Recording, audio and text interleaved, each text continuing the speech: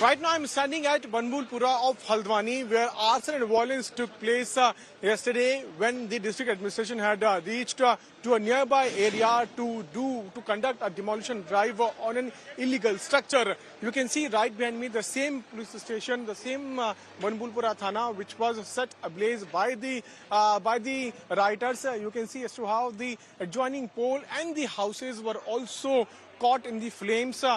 You can see as to how the entire area was set ablaze by the rioters. The vehicle stores were parked in front of this police station were also set ablaze, and these are the remains of those vehicles, which is telling us the story of violence which had actually transpired yesterday.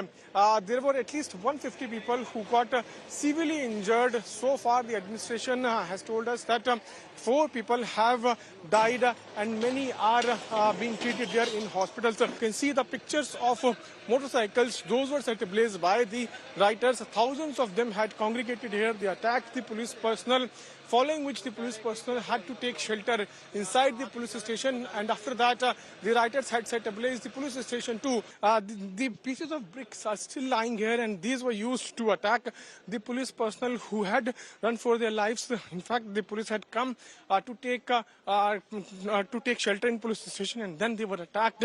The bricks were used, pieces of bricks were used to attack this car also. Also, you can see how the motorcycles were parked there. They are now lying on the roads.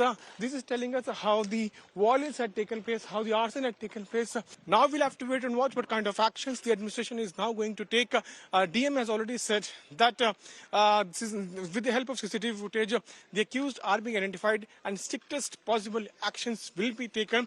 After the violence which was reported yesterday, a high-level meeting was done by Chief Minister Pushkar Singh Dhami, following which he had given the orders of shoot at sight on the rioters. With video journalist Abhishek, I am Piyush Mishra in Haldwani for India Today. Sir नमस्कार sir, अभी जो उत्तराखंड के हालात हैं वो कैसे हैं, खासतौर से हल्द्वानी के? देखिए, हल्द्वानी में आज सुबह चीफ सेक्रेटरी मैडम और मैं और एडीजी लॉ एंड ऑर्डर हम तीनों गए थे सुबह। आज हल्द्वानी का हम लोगों ने दौरा किया और वहां जाके सबसे पहले वहां जो डीआईजी कुमाऊं हैं और डीएम एसएसपी नैनीताल और उनकी पूरी टीम के साथ हम लोगों ने बैठक ली और जो कल का घटनाक्रम था और उसके बाद जो कार्रवाई की गई और आज की जो स्थिति है उसकी समीक्षा की गई।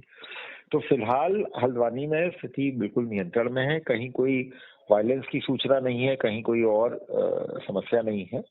और उसके बाद हम लोगों ने वहां पे जो लोकल हॉस्पिटल में घायल लोग एडमिट थे उनका उस हॉस्पिटल में भी उनको देखने गए और लास्ट में फिर हम लोग बनपुलपुरा का जो थाना है जहाँ पे कल मैक्सिमम आगजनी और पथराव की घटना हुई थी उसको भी देखने गए थे।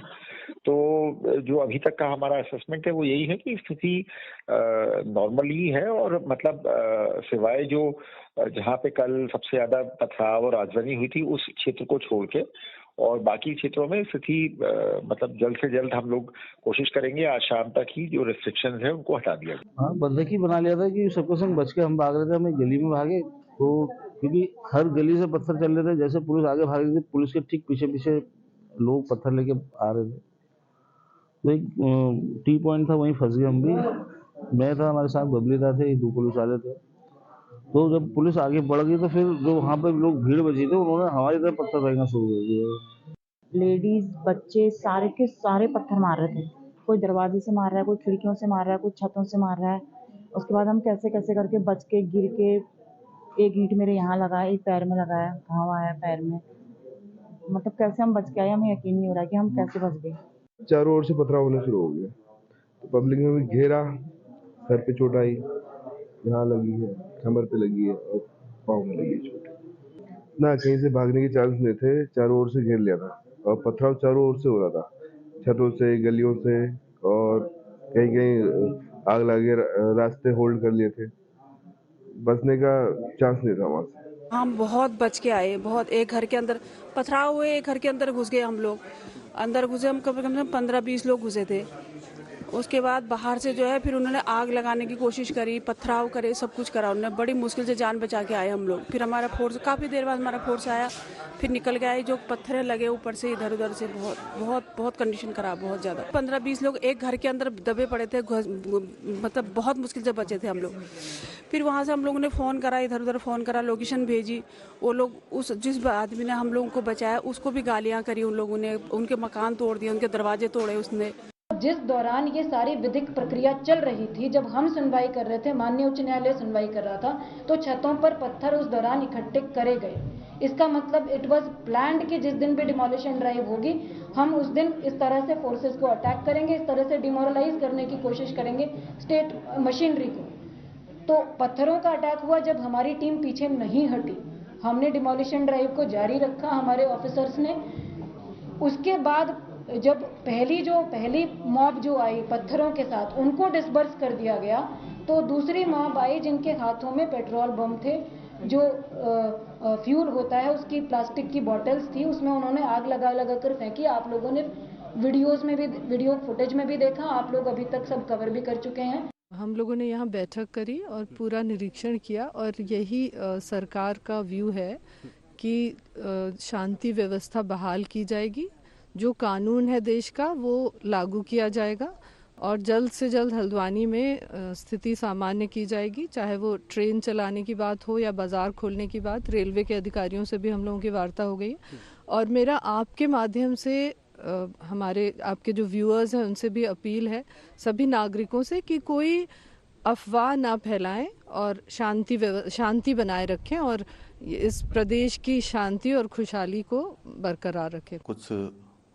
अराजक तत्वों के द्वारा पुलिस के साथ झड़प हुई है, पुलिस के साथ संघर्ष हुआ है वहाँ पर, और कुछ पुलिस के लोगों को, प्रशासन के लोगों को चोटें आई हैं। वहाँ पर अभी तत्काल अन्य कंपनियाँ पुलिस की और केंद्रीय बलों की भेजी जा रही है।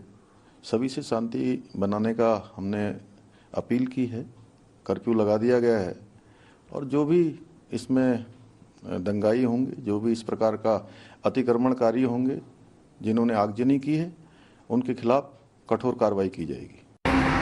हल्द्वानी की स्थिति को देख मैं बहुत चिंतित हूँ, बहुत दुखी भी हूँ। हल्द्वानी का इतिहास शांति, सौहार्द, भाईचारे का रहा है, तरक्की का रहा है। सभी पक्षों को शांति बनाए रखनी चाहिए और फिर से सौहार्द कायम करने की कोशिश करनी चाहिए। किसी को कानून हाथ में लेने का अधिकार नहीं है, चाहे धार्मिक स्थिति से हो या किसी कारण से हो। उत्तराखंड में उत्तराखंड की सरकार सक्षम है, अगर कोई कानून हाथ में लेगा तो उससे निपटने की तैयारी भी सरकार ने कर ली है।